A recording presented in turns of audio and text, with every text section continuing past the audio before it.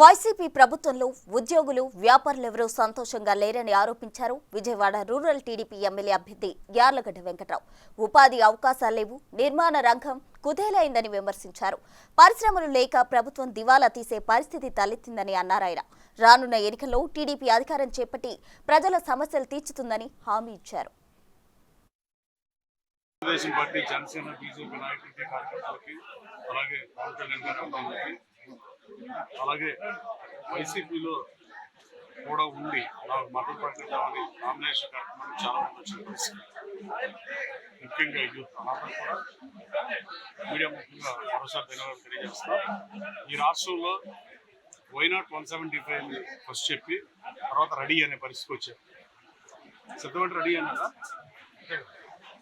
Why not 175 175 మాకు ఎందుకు కాకూడదు.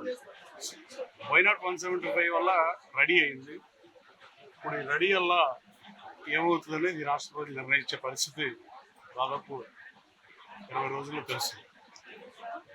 ఈ రాష్ట్రం చంద్రబాబు నాయుడు గారు, పవన్ కళ్యాణ్ గారు, బీజేపీ సంఖ్యాన ప్రభుత్వం అధికారంలోకి వస్తే తప్ప ఇక ఏమాత్రం ముందుకెళ్లే పరిస్థితి లేదని రాష్ట్ర ప్రజలందరూ భావిస్తున్నారు. ముఖ్యంగా ఈ వర్గం ఆ వర్గం అని లేకుండా, ఈ కులం ఆ కులం లేకుండా సమాజంలోని అన్ని వర్గాల ప్రజలు ఈ ప్రభుత్వం ఉంటే ఇక అప్పుల పాలు అయిపోవటం, 13 లక్షల కోట్లు 20 లక్షల కోట్లు ఇచ్చే పరిస్థితి ఉండదు.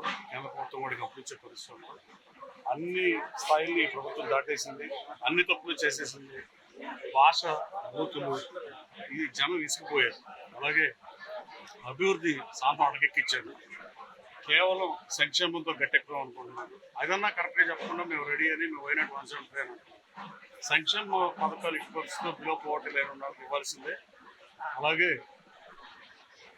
అభివృద్ధి కూడా చేయాల్సిందే. అభివృద్ధిని పక్కన పెట్టేసి రాష్ట్రం అప్పుల కొలిమిలాగా అయిపోతే ఫ్యూచర్లో అప్పు దొరకని పరిస్థితులు వస్తాయి. ఈ రాష్ట్ర ఉద్యోగుల గతి వాళ్ళ పరిస్థితి ఏంటనేది వాళ్ళు ఆలోచించాల్సిన అవసరం వచ్చేసింది.